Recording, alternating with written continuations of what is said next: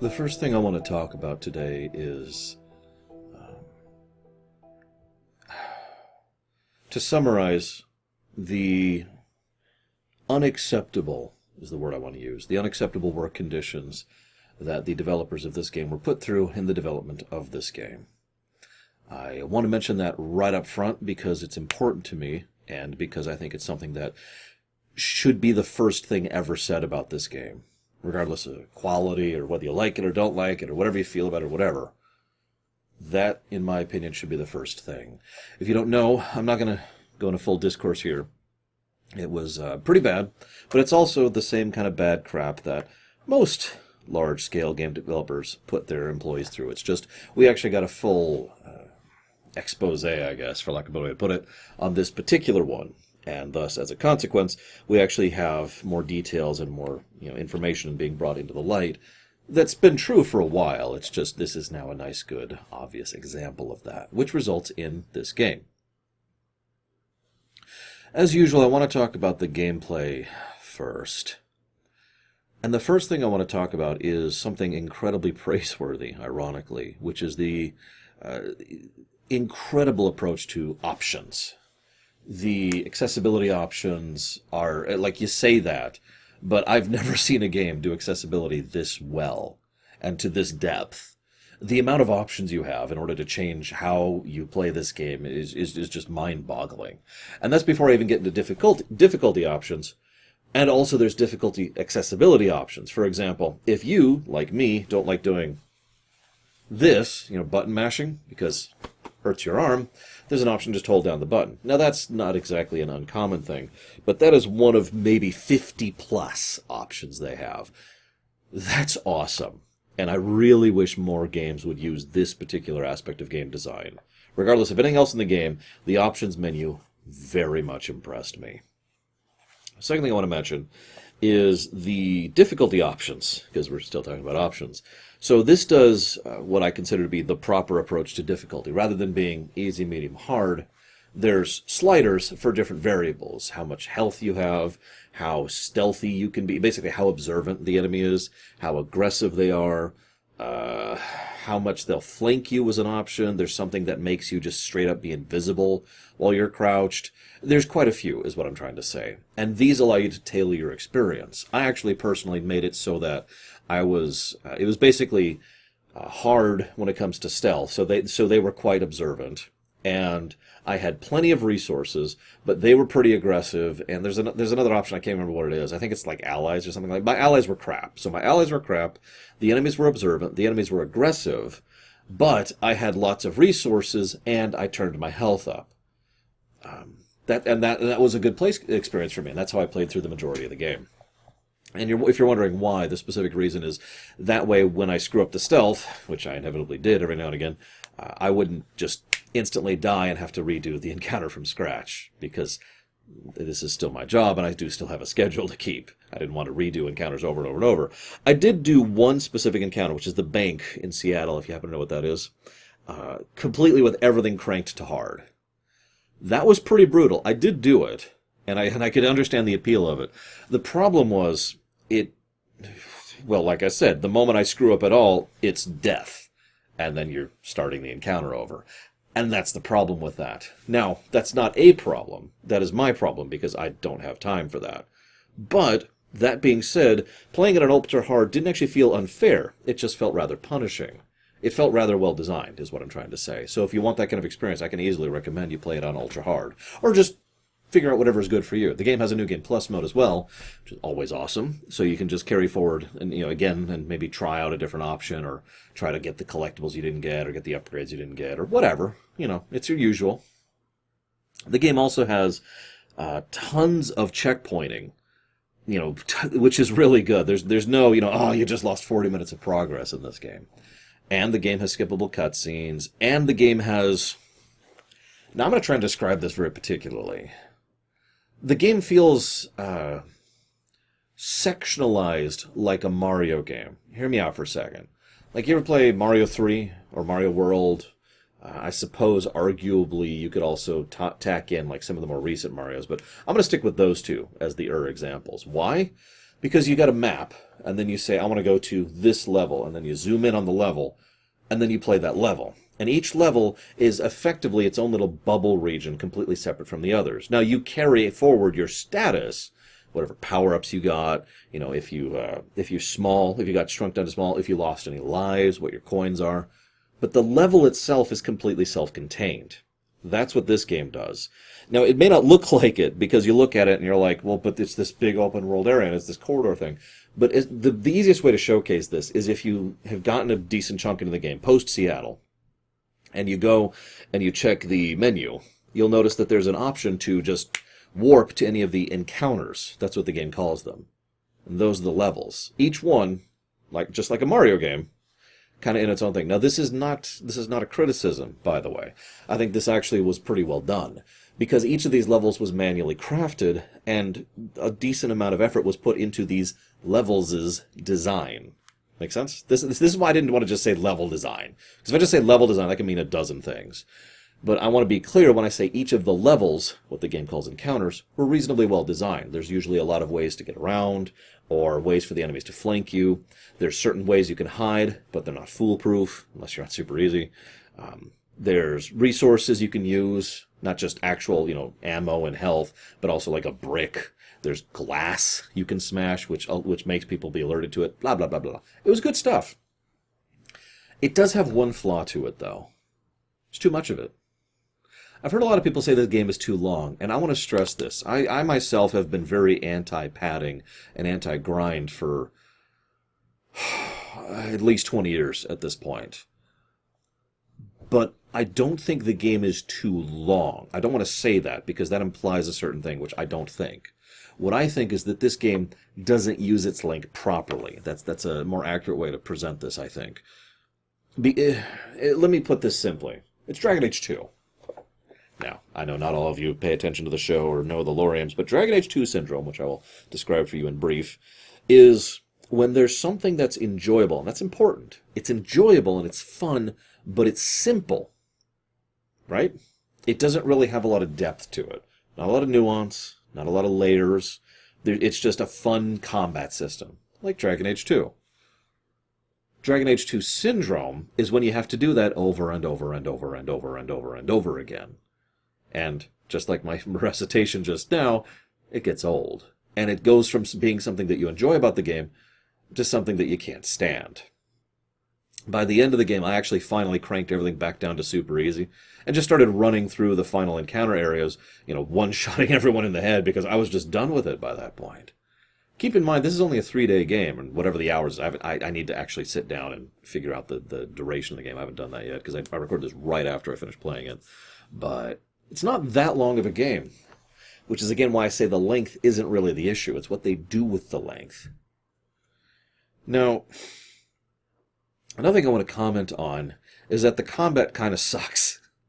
It sucks pretty badly. It's not binary, which is good, but I just don't enjoy the actual combat itself, which especially is a problem during the second half of the game, where the game tends to lean itself far more heavily, in terms of level of design, towards combat rather than stealth. Stealth is fine. Stealth is enjoyable. I'm with it. One of my favorite little sections is I was going through Seattle, and there was a restaurant, and there were some resources in there. I could just walk by, but I needed the resources, so I'm like, okay. So what I'm going to do is I put a proximity mine right outside this window, moved back a bit to this area where basically they would be likely to run through. There was like a car here and a car here, so there's a spot right in between the two cars that if they're going to go this way, they're likely to hit that spot. And I put a second mine there, then knocked out the window. The clickers come running over, smash into the first mine. Now, of course, none of them saw me. I was still hiding. So I shoot one of the survivors right in the head, dealing with it. And I lean up on the other one, and then the clicker comes after me, runs into the second mine. And that's fun. The second half of the game doesn't have as many set pieces that are designed towards that. Again, the level design kind of starts to lack. With one notable exception, and there's a boss fight, which is called the Rat King. Now, that was actually probably the only good boss fight in the whole game for me. There were several boss encounters, and most of them sucked, just to be blunt. But the Rat King was fun. Now, the boss itself wasn't. The boss itself is a health sponge. It has a bunch of health. you go fight it. What made it fun was the level design. You'll notice I didn't praise the stealth gameplay either, because the stealth gameplay isn't actually all that great. It is the level design that makes it enjoyable. I have played many more enjoyable stealth games than this one. The Dishonored, the Deus Exes, Thief. So, not great. But the level design did make it fun. Same thing here. The boss fight is just a health sponge, but what you have is almost a classic Doom arena with good and intelligent distribution of resources throughout the arena. Very few dead ends, so you're not likely to go ahead and find yourself, cornered. Lots of multiple paths in and out of each area, and the boss can destroy chunks of the arena simply by moving through it or attacking if it senses you through a specific area. So the arena is dynamic, has lots of ways through it, decent resource distribution. And, of course, the lead-up to the Rat King was great. I'm not going to walk you through every step, but it was a very proper, tension builder. Excuse me, I'm just going to chug some Dayquil while we're on camera here. So, I was with that completely. And you see why it was just kind of a thing overall. I suppose now is a good spoiler warning. Obviously, this is Rumination. If you're watching this, you're here to be spoiled, or you already know. But on the off chance, this is your chance to pause the game, because Joel dies in the first hour, and then you play as Joel's killer for the second half of the game. Now, I mentioned pacing. I mentioned how the game doesn't do good things with its level, with its duration, and I mentioned Dragon Age 2 syndrome. I like to play a game. It's called the Minimal Changes Challenge. I think I've mentioned this before, way back in my Phantom Menace rumination, but this has come up several times. The idea is you take a work that you feel is flawed. It doesn't even have to be a bad work. That's not the point. Just a work you feel has flawed, and you want to improve it as much as possible with as few changes as possible. Preferably one change. That's the ideal. Get one change that's going to be a big change. And completely ejecting the Abby gameplay from the second half of the game is my one change for this game. Because what would happen then is we've got the intro, which was good. There was a lot good about the intro. And then you go through, Abby goes through and is saved by Tommy and Joel. Tommy's an idiot. They go there. She kills Joel, tortures him to death in front of his daughter. And then she leaves. Ellie's like, I gotta go after her. She goes after her with Dina. We go through the whole section there. Mel's dead. Owen's dead. A lot of people die in this game, by the way. I already gave you the spoiler warning. And we get to the theater scene. And then Abby catches up with him. It's like, oh my god, Abby. And then we have the big conflict between Abby and Ellie. And then, Abby leaves, having bested us. And we're like, okay, we're done. And then we go, if you want, you could add the ending of the game too. I would probably eject that too, if I'm completely honest. But then again, this game had 3 separate points where I thought the ending could have been a good ending. And then it kept going. So let's not get into that. But I think that one change would improve substantially. And you're probably thinking, why are you mentioning this in the gameplay section? Because by the time I was about halfway through the Abby stuff, I was already kind of done with it. For story reasons I'll go into in a minute, but also for the gameplay reasons I just mentioned. It's like, okay, there's another encounter area, which is the same as every other encounter area in the game. There's not really a lot of variety. The biggest amount of variety we tend to get is the Uncharted sections. You can always tell you're in an Uncharted section because either your goal is to run away without actually doing anything else, just run, or you're running away while you have a gun, like you're on a horse or a boat or a truck, and you have infinite ammo. It's really obvious when the Uncharted sections pull up. Those were okay. I think Uncharted does them better, especially Uncharted 4. Ugh. But, and that's it. Which led me to just be like, okay. Now, I suppose I'll go ahead and talk about the story now. I don't know why y'all want to listen to me about the story. I'm the lore runner, gameplay, right? Oh, right, the first half of the name, lore, because I cover both story and gameplay. So, I actually don't have much to say about the story. I do have a few things to talk about. I will say right off the bat, I think that Futurama did a better job of getting across the exact same narrative point in about 17 seconds in a post-credits scene in Season 4. Now that might be a. Usually, I like to leave a reference and then just let people get it, but that might be too rare. So let me just go ahead and say, go to YouTube. YouTube Futurama Scary Door. Turns out it was man. Because that's the point, right? One of the first things I said when this game was first announced at E3 was, "Why is there a Last of Us 2? How is there a sequel to Last of Us 1? Like, at all. Never mind in the state that they were presenting it in." And it was just weird to me. And it still is. I came up with a new term during this review. I call it world destruction.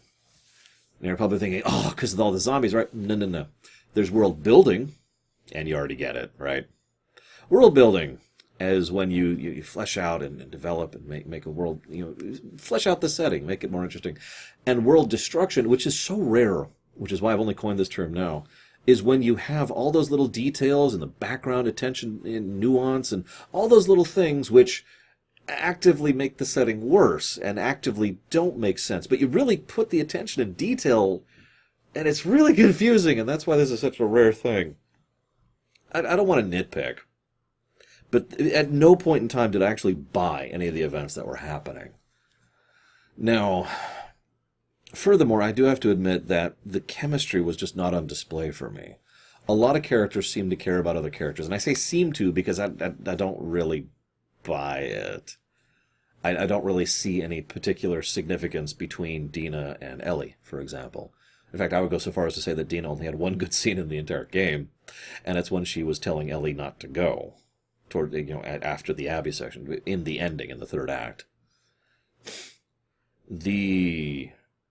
Lev was cool. I actually kind of liked Lev. He was all right. And he served as a good morality pet for Abby, which is good because Abby was amazingly disinteresting to me. Now, and I want to explain that a little bit, because several people popped in on stream to ask, what's a non-character? A non-character is where there's someone who basically has an absence of characterization. They're there, and they might have a name, and they might have dialogue, but there's nothing that really makes them who they are.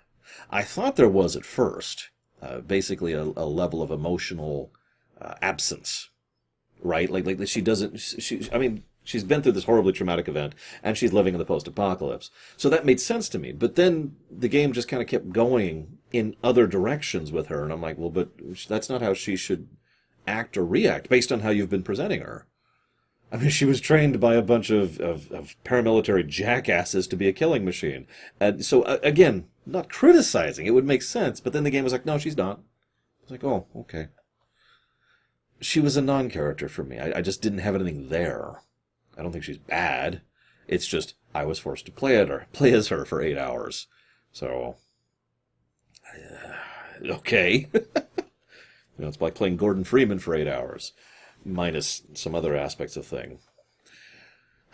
And that's why I just say I don't have much to say about the story, because a lot of it was just kind of there for me. There were elements which just were, huh? There was a lot of action movie logic going on. And I forgive a lot of this in a lot of games and a lot of fiction as well, but that's because action movie logic is usually done in a work that's not trying to take itself seriously. Action movie logic is when you slam into a bridge 3 times and you don't have any bruising in your abs, or you fall from a huge height and you're completely fine, or you pull at rusted metal with your bare hands and there's no issues, or you get shot 3 times and you're fine, or you're 6 months pregnant and you're out in a combat zone because we need to have a character moment. Action movie logic is exactly what it sounds like, and is fine as long as the work knows what it's doing. See, here's the thing. If the work is just trying to be action movie-y or silly or fun or whatever, then it's fine. It's part of the kitsch and we're with it. If the work is trying to be serious and silly at the same time, that's hard to pull off. It's been done. Yakuza is probably my favorite example of that. Yakuza 0 was a game that was absolutely ridiculous, but still managed the crime drama elements quite well, and so still had the serious elements.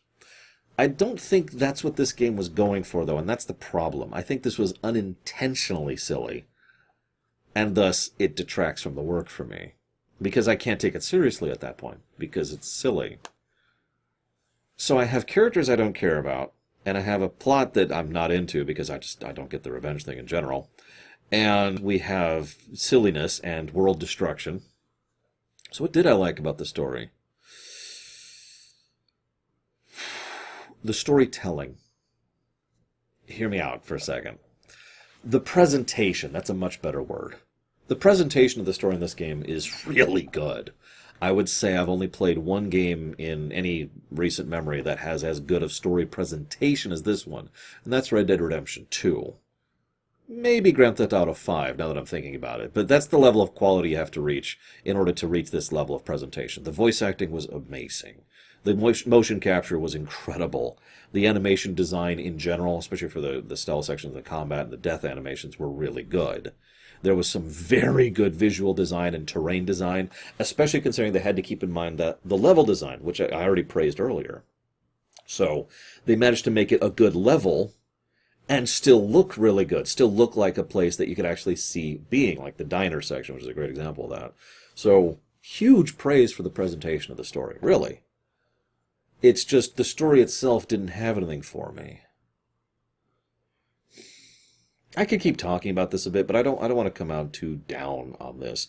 I just want to add two more things here. One of the points is I've where do I go with this? The game gets a little ham-fisted. This is a borrowed word, but it's a good word and it fits.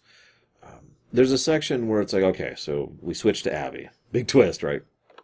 And then Abby, what's the first thing we see after Abby gets up, other than her friend? A bunch of kids being taken in, and laughing and playing and being taken into their school. The third thing we see after that is a little poster, a little like a, what do you call it, corkboard, a corkboard, where people put up bulletins and saying, hey, we've got free kittens, hearts, balloons. Everyone's friends with each other. Everyone gets along with each other. It's all bright and happy. Also, this place is ridiculous. This is part of the world destruction thing. The level of sophisticated and advancement that these people have access to 26 or 24 years after the infestation day is absolute nonsense, but let's move past that. The narrative pushes really hard to make you sympathize with Abby after pushing really hard to make you hate her. Now, let me be clear about something. I don't care that she killed Joel. I'm sorry. Joel kind of had it coming, and I would have killed Joel in a second game too. I would have done it differently, but I would have done it too. That doesn't bother me, and I just want to get that out there because I care. If I don't, people will be in the comments saying, oh, you just don't like Abby because she killed Joel. No, I don't care. The problem is the narrative is pushing so hard I felt like I was playing a bad David Cage game. I say it that way because there's good David Cage games. I've played a few. They're good stuff. But, I mean, the less good works. It's really obvious the angle the narrative is trying to present, and that just makes me just like, okay, gotcha. And then the game goes out of its way to try and characterize and present all the people that we've already killed, which brings me to another thing I want to bring up. So, I mentioned getting rid of the Abby sections would improve things gameplay-wise. Part of the reason I think it would improve things story-wise is because I feel this section does an actual disservice to the world, the characters, and the events, the core plot. It feels like it's there to try and force the player to feel bad about what they've already done, with no actual point to it other than violence and the cycle of violence and revenge are bad, which, as I've already said, 17 Seconds of Futurama already did a better job of that one.